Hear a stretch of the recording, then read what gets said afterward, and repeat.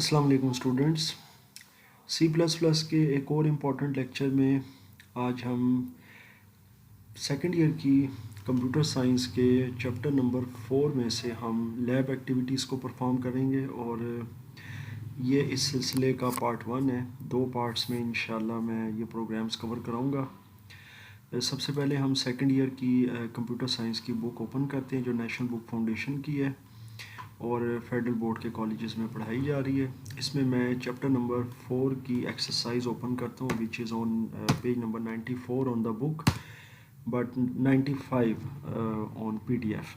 चूँकि PDF version खुला हुआ है इसलिए ये पेज नंबर 95 है। यहाँ से ये जनाब आपके सामने लैब एक्टिविटीज़ आ गई हैं और लैब एक्टिविटीज़ को हम परफॉर्म कर रहे हैं प्रैक्टिकल्स में। इस सिलसिले में मैंने यहाँ पर इसके तमाम लैब एक्टिविटीज़ के जो क्वेश्चंस हैं, जो प्रैक्टिकल्स हैं, वो मैंने सारे तैयार कर दिए हैं और अभी मैं 1 बाय 1 इंशाल्लाह वो परफॉर्म करूँगा। सबसे पहले जी हम स्टार्ट करते हैं सवाल से। और write a program that reads a number and prints its square if the number is greater than 10 otherwise prints its cube. अच्छा जी, अब ये जो प्रोग्राम है इसमें हमने देखना है कि जी हमने एक नंबर लेना है इनपुट में, ठीक है, और वो नंबर इंटीजर भी हो सकता है, ठीक है, कोई ज़रूरी नहीं है कि फ़्लोट हो, वो इंटीजर भी हो सकता है। यहाँ पर इंटीजर या फ़्लोट की कोई कतगन नहीं हमारे ऊपर लगाई गई, यहाँ सिंपल उनका है कि दैट रीड्स अ नंबर। अच्छा, अगर वो नंबर 10 से बड़ा होता है यानी कि 10 के फिगर से ऊपर का होता है तो फिर उसका स्क्वायर प्रिंट होगा, और अगर उससे कम का होता है तो फिर उसका क्यूब प्रिंट होगा। तो ये है जी प्रोग्राम। अब हम इसको परफॉर्म करते हैं जी। यहाँ से चूँकि सेकंड क्वेश्चन है। अच्छा, ये मैं आपको बता दूं कि क्वेश्चन नंबर 1 में तो वही है कि practice all the programs given in the chapter. जो चैप्टर में प्रोग्राम इन्होंने दिए हैं उसकी आप प्रैक्टिस करें। जो एग्जांपल्स हैं, जो प्रोजेक्ट्स हैं, तो वो तो खैर वो बने हुए हैं और उस पर मैं पहले भी काम करवा चुका हूँ। और इन लेक्चर्स में, ये जो 2 लेक्चर्स की सीरीज़ है, इसमें इंशाल्लाह हम ये लैब एक्टिविटीज़ को कवर करेंगे जिसमें हमारे पास टोटल यहाँ पर है जी 13 का फिगर लिखा हुआ है। लेकिन अगर हम यहाँ से स्टार्ट करें तो यानी एक को निकाल कर तो ये 12 हमारे पास बनते हैं, जिसमें से 6 इस पार्ट में इंशाल्लाह कवर करूँगा और 6 अगले पार्ट में। अच्छा जी, सबसे पहले ये प्रोग्राम आपके सामने है, इसको मैं पहले कॉपी पेस्ट कर देता हूँ कंपाइलर में, यानी जो डेव सी प्लस प्लस का कंपाइलर है। रन करने के बाद आपको इसको एक्सप्लेन कर देते हैं कि इसमें क्या थ्योरी है। वैसे तो आप लोग काफ़ी हद तक अब समझ चुके हैं प्रोग्रामिंग को। सबसे पहले जी इसको क्वेश्चन नंबर 2 के नाम से सेव कर देते हैं और इसके बाद F10 आता है जी। F10 में वो कहेगा जी एंटर अ नंबर। अगर 10 से कम नंबर मैं देता हूँ, जैसे 7 देता हूँ, तो फिर ये क्यूब उसका प्रिंट करेगा, यानी 7 को 3 टाइम्स मल्टीप्लाई करेगा 7 से ही। इसी तरीके से मैं वंस अगेन इसको रन करता हूँ। अभी मैं इसको 15 देता हूँ जो कि 10 से बड़ा है, तो इस बार ये 15 का स्क्वायर प्रिंट कर देगा। So it was a simple and straightforward program. अब मैं आपको एक्सप्लेन कर देता हूँ, बहुत आसान है। आईओ स्ट्रीम और ये नेम स्पेस हमारा चलता रहेगा इन प्रोग्राम्स में, ये आप जानते ही हैं कि ये आईओ स्ट्रीम जो है वो स्ट्रिंग हमारे फंक्शंस के लिए है। और ये हम लोगों ने इसके बारे में पढ़ चुके हैं, देख चुके हैं कि इसके अंदर जो प्रॉब्लम आती है .h की, उसको हम यूजिंग नेम स्पेस std के साथ हम ठीक कर देते हैं। अच्छा जी, एक इंटीजर हमने लेना है x। x is an any unknown integer, ठीक है। हमने उसको प्रॉम्प्ट करना है उस x को कि हम कहेंगे कि जी एंटर अ नंबर, और फिर इनपुट में वही x लेंगे। यूज़र कोई भी नंबर एंटर करेगा क्योंकि वो हमारे लिए अननोन है, वो कोई भी नंबर कर सकता है। यहाँ 2 कंडीशंस हम यूज़ करेंगे, एक कंडीशन ये है और एक कंडीशन ये है। इस कंडीशन में हम कहेंगे कि अगर x की वैल्यू 10 से बड़ी है, यानी जो यूज़र ने नंबर एंटर किया अगर वो 10 से बड़ा है, यानी 10 के फिगर से ज़्यादा है, तो फिर हमें स्क्वायर चाहिए, यानी x मल्टीप्लाई बाई एक्स। और अगर वो नंबर 10 से छोटा है तो फिर हमें x मल्टीप्लाई x यानी कि x का क्यूब चाहिए। तो बहुत आसान है। और यहाँ पर हम एंड एल को देख रहे हैं इससे पहले, उसकी रीज़न ये है सबसे बड़ी कि हम इसको जो आपका सी आउट है इसको रन करके इसको साथ एंड कर रहे हैं और फिर उसके बाद हमने स्क्वायर या क्यूब को हमने प्रिंट करना है, इसलिए हम एंड एल को यहाँ लगा रहे हैं, वरना नॉर्मली हम आखिर में लगाते होते हैं। सो एक बड़ा स्ट्रेट फॉरवर्ड और एक छोटा सा प्रोग्राम था। अब हम आते हैं जनाब अपने क्वेश्चन नंबर 3 की तरफ। क्वेश्चन नंबर 3 यानी कि अब हम स्टार्ट करेंगे दूसरा क्वेश्चन।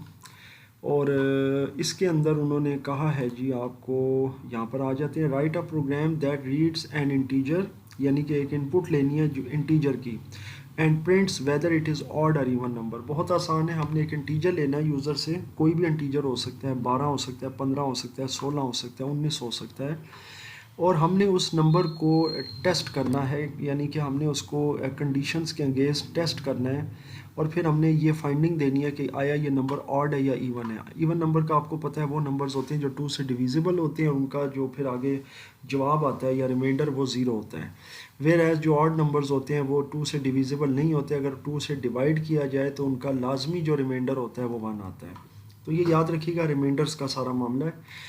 अब हम आते हैं जी इस प्रोग्राम के अंदर, और प्रोग्राम में भी आप इधर एक रिमाइंडर का ऑपरेटर देखेंगे। ये जो परसेंटेज आपको नज़र आ रहा है ये रिमाइंडर का ऑपरेटर है। बाकी बहुत आसान है, वही स्ट्रेट फॉरवर्ड हमारे स्टेटमेंट्स हैं। हम एक यूज़र को प्रॉम्प्ट दे रहे हैं कि एंटर अ नंबर, फिर हम इनपुट ले रहे हैं एक्स के अंदर।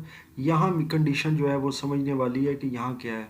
हम कह रहे हैं कि जो यूज़र ने नंबर इनपुट किया, लेट सपोज यूज़र कर देता है 6, यानी कि 6 वाला नंबर वो इनपुट कर देता है, तो हम यहाँ पर x को परसेंटेज 2 जो कर रहे हैं, इसका मतलब ये कि वो 6 जो है वो 2 से डिवाइड होगा, और रिमाइंडर ये बेसिकली रिमाइंडर बताएगा। अगर वो 6 है और 2 से डिवाइड होता है और उसका रिमाइंडर जो है वो इक्वल आ जाता है 0 के, यानी कि कुछ भी नहीं बचता, पूरा पूरा वो 0 मतलब 2 से कट जाता है, तो फिर हमें जवाब चाहिए इसका कि नंबर इज़ इवन।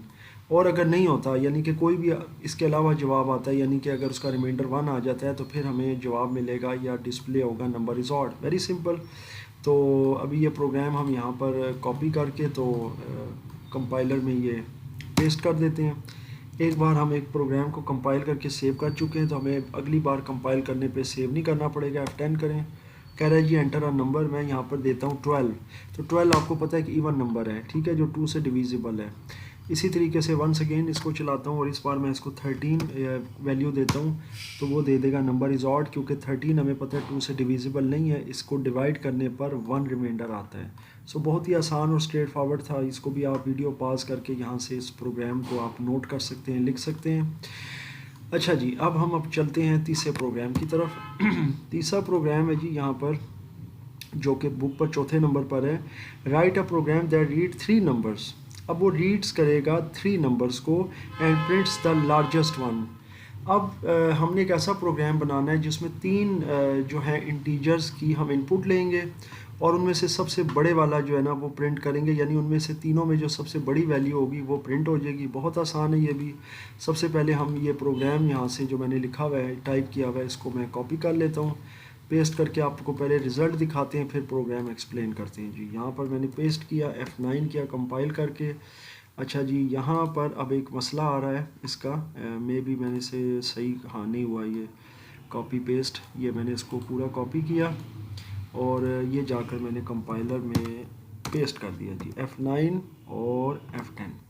अच्छा जी, वो कह रहा है जी x की वैल्यू एंटर करें, मैं कर देता हूँ 12, उसके बाद y की वैल्यू 6, उसके बाद z की वैल्यू 20। तो आप देख सकते हैं 20 इज़ द लार्जेस्ट नंबर। ठीक हो गया। तो ये कैसे आया, बहुत आसान है। सबसे पहले आपने एक तो वही रूटीन का काम है, आईओ स्ट्रीम और यूजिंग नेम स्पेस std। उसके बाद आपने 3 वेरिएबल्स लेनी है, x y z a b c, कोई भी ले सकते हैं, ठीक है।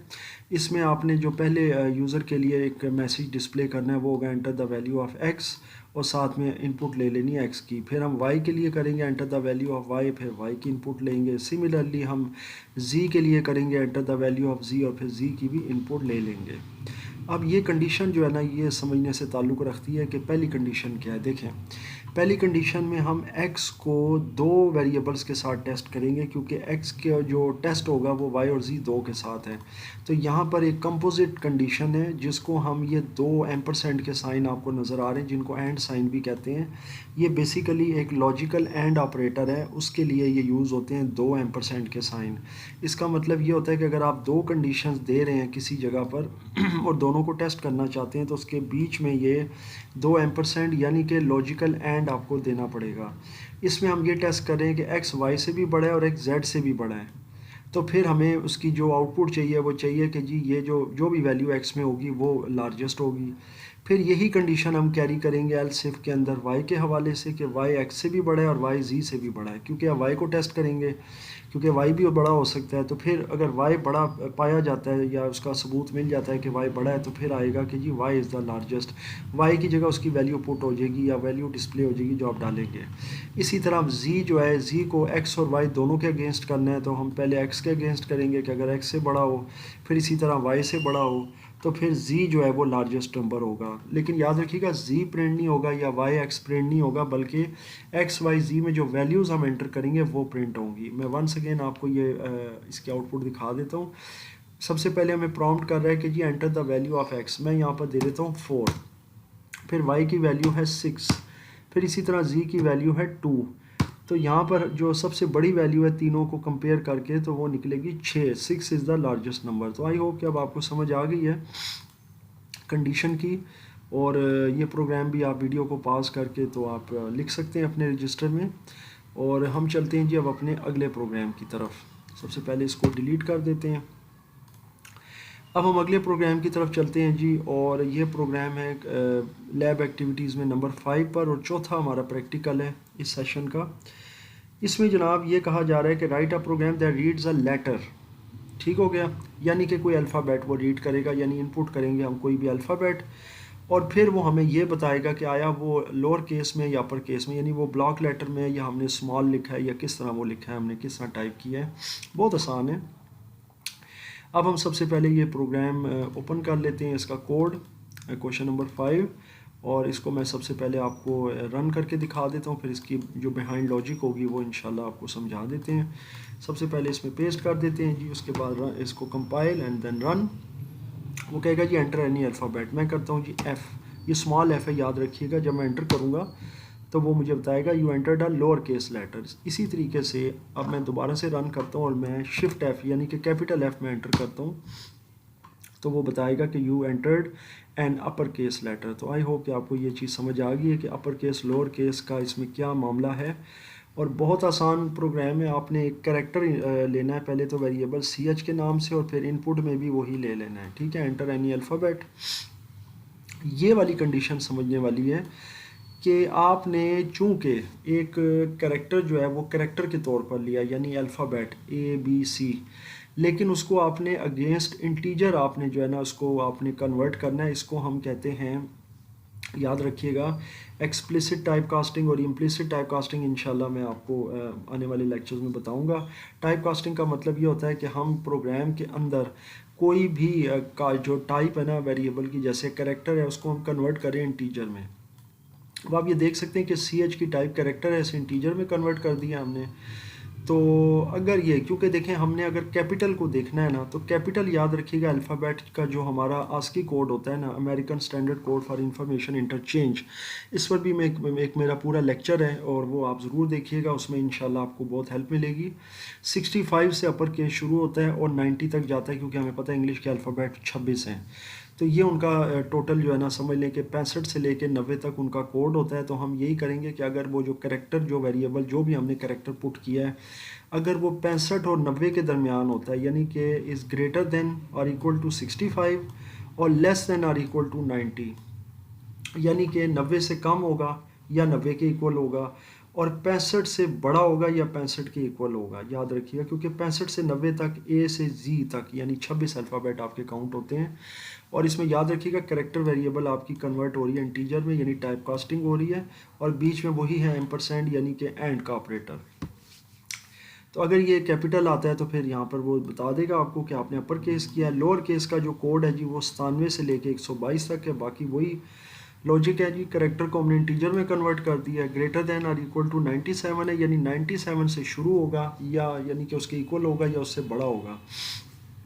मैं आपको इस तरह समझा देता हूँ कि कैपिटल के जो यहाँ पर हमारे पास होते हैं अल्फ़ाबेट, 65 से लेके 90 तक आपके पास कैपिटल A से लेकर कैपिटल Z तक आपके पास हैं। यानी कि अगर आप फ़र्ज़ कर लें C आप एंटर करना चाहते हैं तो उसका कोड आपका 67 बनेगा, ये आपका होगा कैपिटल C। इसी तरीके से 68 पर अगर आप जाएंगे तो ये आपका कैपिटल D होगा, ये याद रखिएगा। तो इसी तरह अगर लोअर केस है तो लोअर केस आप समझ लें कि 97 से शुरू हो रहा है, 97 पर आ रहा है स्मॉल ए, तो सिमिलरली 98 पर आ रहा है बी। तो इसी तरह ये चलता जाएगा जी, और आपका 122 तक ये आपका जी जाता है। इसी को हम इसके अंदर टेस्ट कर रहे हैं कि जनाब ये अगर 97 से शुरू हो रहा है यानी इक्वल है और उससे कोई बड़ा फिगर है और 122 तक जाकर ख़त्म हो रहा है या उससे कम कोई फिगर है, तो फिर हमें जो वैल्यू मिलेगी, जो हमें आंसर मिलेगा वो ये होगा कि ये लोअर केस लेटर है। सो it was a very simple and straight forward question. अब हम चलते हैं जी अपने नेक्स्ट क्वेश्चन की तरफ, और वो क्वेश्चन बड़ा इंटरेस्टिंग है कि write a program that reads an integer. एक प्रोग्राम लिखें जिसमें एक इनपुट लेंगे हम इंटीजर की, जहाँ पर रीड्स का याद रखें कोई भी वर्ड आएगा ना प्रैक्टिकल में, इसका मतलब होता है आपने इनपुट लेनी है, एक इंटीजर की इनपुट लेनी है जी, और इसका मल्टीप्लिकेटिव टेबल बनाना है 20 तक, यानी 1 से लेके 20 तक। फ़र्ज़ करें हम कोई इंटीजर लेते हैं यूज़र से 5 या 6 या 8, तो उसको वो 1 से लेके 20 तक उसका टेबल वो बताएगा, जैसे 8 1 टाइम 8, 8 2 टाइम 16, 8 3 टाइम 24। वो बहुत आसान है। सो हम अब इसकी तरफ बढ़ते हैं और ये वाला प्रोग्राम हम अब स्टार्ट करते हैं, और इसको भी कॉपी पेस्ट में करता हूँ। क्वेश्चन नंबर 6, और ये आ गया जी आपका, और इसको मैं ले आता हूँ, ये वही वाला है मल्टीप्लिकेटिव टेबल वाला जो 20 तक चलेगा। अब इसको मैं जनाब ले जाता हूँ डेव में, और यहाँ पर पेस्ट किया और इसको कंपाइल करके रन कर दिया जी। वो कह रहा है जी एंटर अ नंबर। फ़र्ज़ करें मैं 3 देता हूँ, और ये आप देख सकते हैं कि 3 का टेबल जो है वो 1 से लेके 20 तक आपका प्रिंट हो गया है। इट्स मीन कि अगर आपने कोई भी टेबल इसमें प्रिंट करवाना हो तो आप आसानी के साथ प्रिंट करवा सकते हैं। इसका मैं आपको ये भी तरीका बता देता हूँ। पहले सेव एज़ करते हैं, यहाँ पर मैं टेबल के नाम से इसको सेव कर देता हूँ, क्लोज़ कर देता हूँ, इसको मैं यहाँ से डिलीट कर देता हूँ। मैं आपको इसकी थोड़ी सी थ्योरी जो है वो मैं समझा देता हूँ कि इसके अंदर क्या अमेंडमेंट करनी है। आपने ये अलग से फ़ाइल खोलनी है, जहाँ पर आई जो है ना, ये स्टेप वैल्यू तो आप देख रहे हैं 1 से है, less than or equal to 20 है, यहाँ पर आपने 10 कर देना है कि हमने 10 तक ये टेबल हमें प्रिंट करना है। ठीक है, जो नॉर्मल एक टेबल होता है। उसके बाद इसको कॉपी कर लें, क्योंकि ये बुक के अंदर रिक्वायरमेंट थी कि उन्होंने कहा था कि 20 तक जाए अप टू 20, इसलिए मैंने 20 बनाया, लेकिन मैं आपको 10 का भी समझा रहा हूँ ताकि आपको ग्रिप हो जाए कि आपने किस तरीके से इसमें काम करना है। F9 कंपाइल और F10 इसका जो होगा वो होगा जी रन। 7 दे दिया लेट सपोज, और आप देख सकते हैं कि 7 का एक पूरा टेबल यहाँ पर 7 का 1 से लेकर 10 तक पूरा टेबल प्रिंट हो गया है। सो जनाब ये प्रोग्राम भी आपका हो गया, बहुत आसान था, और इसमें कोई मेरा ख्याल है मुश्किल नहीं है आपको समझने के लिए।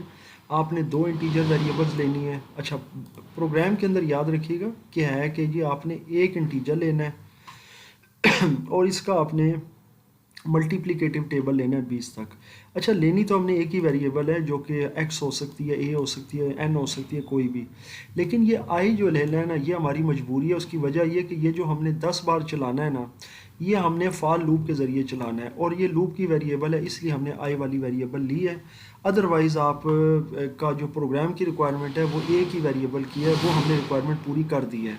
लेकिन ये i की वेरिएबल लेना इसलिए ज़रूरी है ताकि हम एक लूप चलाएँ, और लूप के अंदर ये वेरिएबल यूज़ हो रही है, और बाद में फिर यही वेरिएबल जो आई वाली है लूप वाली, वो आप देख सकते हैं इसके साथ मल्टीप्लाई होगी, और फिर वही उसी तरह स्टेप बाय स्टेप, यानी आई प्लस प्लस, इसका मतलब है पहले 1 इसके साथ मल्टीप्लाई होगा। रैक्स में फ़र्ज़ करें यूज़र 5 एंटर करता है तो 5 1 ज़ा 5, फिर अगला जो स्टेप आएगा आई प्लस प्लस, उसमें 2 आ जाएगा तो 5 2 ज़ा 10, फिर आई प्लस प्लस होगा तो 2 + 1 3 होगा, 5 3 ज़ा 15 एंड सो ऑन।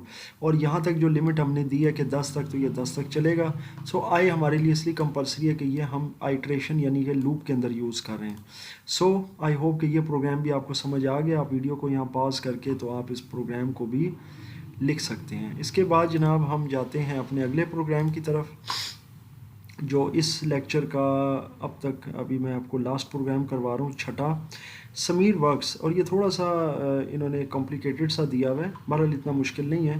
कहते हैं जी समीर जो है वो काम करता है एक फॉर्म में किसी जगह पर एज अ प्रोग्रामर, और वो मंथली पे ले रहा है। ठीक है, उन्होंने ये नहीं कहा कितनी है जी, उन्होंने कहा जी एक मंथली पे वो ले रहा है, यानी कि मंथली वेजेस पर है। एक प्रोग्राम लिखें जिसमें उसकी बेसिक पे लें एज इनपुट, ठीक है, जो कीबोर्ड के थ्रू होगी, जो यूज़र देगा, और उसको कैलकुलेट करें नेट पे को। अच्छा, याद रखिएगा नेट पे क्या होती है। याद रखें कि नेट पे वो पे होती है जो आपके डिफरेंट अलाउंसेस को ऐड करके और डिफरेंट एग्जाम्पशंस को निकाल कर जो आपकी पे बचती है या आपको मिलती है, उसे नेट पे कहते हैं। इन्होंने यहाँ पर इन्होंने नेट पे, बेसिक पे, हाउस रेंट, ये इन्होंने कुछ वेरिएबल्स हमें दे दिए हैं कि नेट पे का जो फार्मूला है वो होगा कि बेसिक पे प्लस हाउस रेंट। यहाँ उन्होंने हमें एक फार्मूला दे दिया है, हमने इसी फार्मूले को फॉलो करना है। बाकी उन्होंने नीचे एक छोटा सा टेबल दिया है कि अगर बेसिक पे उसकी जो है ना वो 30,000 से कम होगी, फ़र्ज़ करें 10,000 हो सकती है, 15 हो सकती है, 28 हो सकती है, इवन 29,999 हो सकती है, यानी 30,000 से कम, तो हाउस रेंट उसका ये बनेगा 30% उसकी जो है ना बेसिक पे से कटेगा, बनेगा। यानी कि कटे से मुराद ये है कि ये उसका बनेगा, फिर उसकी पे में ऐड होगा, क्योंकि उसको हाउस रेंट मिलेगा, उसको रिक्विजिशन के ऊपर ये पैसे मिलेंगे। इसी तरीके से हम आते हैं आगे बेसिक पे की तरफ। बेसिक पे अगर उसकी दूसरी कंडीशन ये दी है कि अगर 30,000 से ज़्यादा हो या 30,000 हो, और या फिर वो 50,000 से कम या उसके करीब हो, यानी 30 और 50 के इन बिटवीन कहीं भी हो, 35,000 हो जाए, 38 हो जाए, 45,000 कुछ भी, तो फिर उसका हाउस रेंट 35% पे चला जाएगा। इसी तरीके से अगर उसकी बेसिक पे 50,000 से ऊपर है, कुछ भी हो सकती है, 1,00,000 भी हो सकती है, 80,000 भी हो सकती है, तो फिर उसे 40% जो है ना उसकी बेसिक पे में से उसको हाउस रेंट मिलेगा। बहुत आसान है। वो कह रहे हैं write a program to calculate net pay of Sameer. ठीक है जी। तो ये मैं सबसे पहले आपको प्रोग्राम कॉपी करके यहाँ से दिखा देता हूँ। इसका नंबर है जी 6। तो ये जनाब मैंने यहाँ से इसका कॉपी कर लिया। आई थिंक इस नंबर पर आ रहा है, यस। चलें जी, ये मैंने यहाँ से इसका कर लिया है कॉपी तमाम प्रोग्राम, और कॉपी करने के बाद अब मैं इसको कर देता हूँ जी इधर पेस्ट, कंट्रोल वी, उसके बाद F9 करेंगे टू कंपाइल, और F10 करेंगे जी, एंटर योर बेसिक पे। अच्छा जी, अब हम एक दफ़ा आ जाते हैं कंडीशन की तरफ। अच्छा, मैंने बुक बंद कर दी थी, लेकिन मुझे कुछ याद है कि अगर 30,000 से कम होगी तो उसकी जो मतलब है कि हाउस रेंट जो उसको मिलेगा ना वो 30% होगा। तो मैं यहाँ कर देता हूँ जी 20,000, यानी कि मैंने उसकी पे 20,000 डाल दी। तो जब मैं एंटर करूँगा तो उसकी नेट पे आ जाएगी 26,000। अब मैं ज़रा कैलकुलेट करता हूँ कि आया मेरी जो कैलकुलेशन है, जो मेरा जो यहाँ पे मैंने एक कंडीशन दी है वो सही है। तो अगर उसने 30% मुझे दी थी तो 30% की कैलकुलेशन होगी 30 डिवाइडेड बाई 100 और मल्टीप्लाइड बाई 20,000 जो उसकी मैंने बेसिक पे दी है। क्योंकि बेसिक पे का उन्होंने बताया कि अगर 30,000 से कम होगी तो उस पर 30% उसको हाउस रेंट मिलेगा। इक्वल करते हैं जी 6,000, बिल्कुल सही है। ये 6,000 अगर आप 20 में ऐड कर दें तो 26,000 बन जाता है। इसका मतलब है हमारा जवाब बिल्कुल ठीक है, और प्रोग्राम भी बिल्कुल ठीक है। अच्छा जी, अब हम एक बार फिर इस प्रोग्राम को चलाएंगे अगली कंडीशन टेस्ट करने के लिए। 30,000 से ऊपर मैं कर देता हूँ, फ़र्ज़ करें 32,000। ये मैंने जी 32,000 की कंडीशन डाली है। इस बार उसने 35% के अगेंस्ट इसका हाउस रेंट कैलकुलेट किया है। इसको भी मैं चेक कर लेता हूँ कैलकुलेटर के ज़रिए जी। तो अभी आपको बता देते हैं पैसे 35% कैसे कैलकुलेट होगा। परसेंट के लिए वही है 35 डिवाइडेड बाई 100 और मल्टीप्लाई इसको करेंगे जो अभी हमने पे दिया 32,000 जो इसकी बेसिक पे है। तो ये 32,000 आ गई, और ये जनाब इसकी कैलकुलेट होगी। अब ये 11,200 रुपया इसका मतलब है हाउस रेंट मिल रहा है। तो ये जब उसमें प्लस हो जाएगा उसकी 32,000 में, तो ये 43,200 बन जाएगा। आप देख सकते हैं यहाँ पर आ रहा है 43,200। इसका मतलब है हमारी ये कंडीशन भी ठीक है। अब तीसरी और आखिरी कंडीशन भी टेस्ट कर लेते हैं, जिसमें उसने हमें कहा है कि जी 50,000 से ऊपर अगर पे हो। तो मैं यहाँ पर लिख देता हूँ 56,000, फ़र्ज़ करें 56,000 को मैंने एंटर किया, तो उसका जो टोटल नेट पे बन रही है वो 78,400 है, यानी उसका हाउस रेंट डाल के।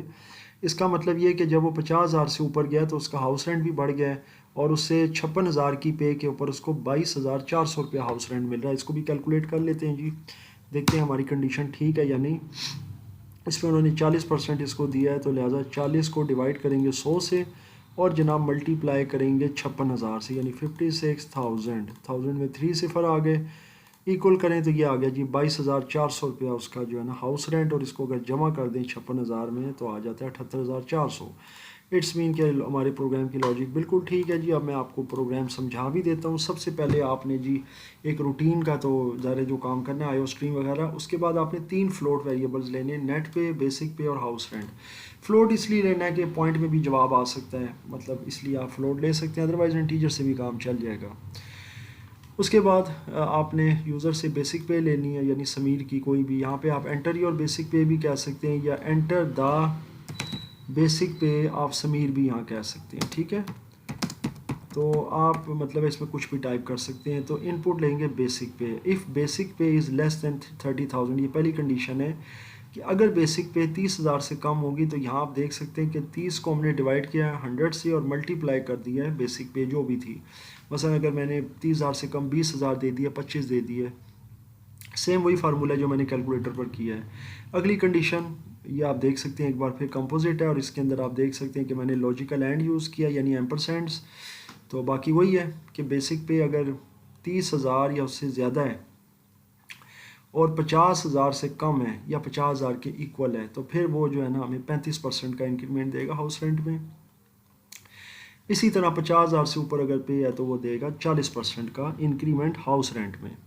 तो बाकी नेट पे की कैलकुलेशन बहुत आसान है, बेसिक पे प्लस हाउस रेंट, और बेसिक पे हर जगह कैलकुलेट होगी तो इसमें हाउस रेंट जमा हो जाएगा जनाब, तो उसके बाद आपकी नेट पे निकल आएगी। So it's very simple. और यहाँ पर आप देख सकते हैं आखिरी जो सी आउट का स्टेटमेंट है उसमें मैंने नेट पे की वेरिएबल यूज़ की है क्योंकि नेट पे के अंदर ये मेन आपका जो फार्मूला है बेसिक पे प्लस हाउस रेंट जो उन्होंने आपको बुक में भी दिया हुआ है तो वो मैंने उसके अंदर डाल दिया जी। तो बहुत आसान प्रोग्राम है, इसको आप अभी वीडियो पास करके तो लिख सकते हैं। और आई होप कि आपको यहाँ तक लैब एक्टिविटीज़ समझ आ गई, इनको आप परफॉर्म करें। और इनमें अगर किसी किस्म का कोई आपको प्रॉब्लम आता है या अगर कोई लॉजिक नहीं समझ आ रही है आपको किसी किस्म की या किसी वेरिएबल की समझ नहीं आ रही, कोई भी स्टेटमेंट नहीं समझ आ रहा, तो मुझसे कमेंट्स में ज़रूर पूछिएगा और मुझे आप ज़रूर मैसेज कर सकते हैं। मैं इंशाल्लाह ताला नेक्स्ट लेक्चर्स में किसी भी लेक्चर में, चाहे वो मेरे किसी भी कंप्यूटर के कोर्स का लेक्चर हो, मैं इंशाल्लाह ताला इसका जवाब देने की पूरी कोशिश करूँगा।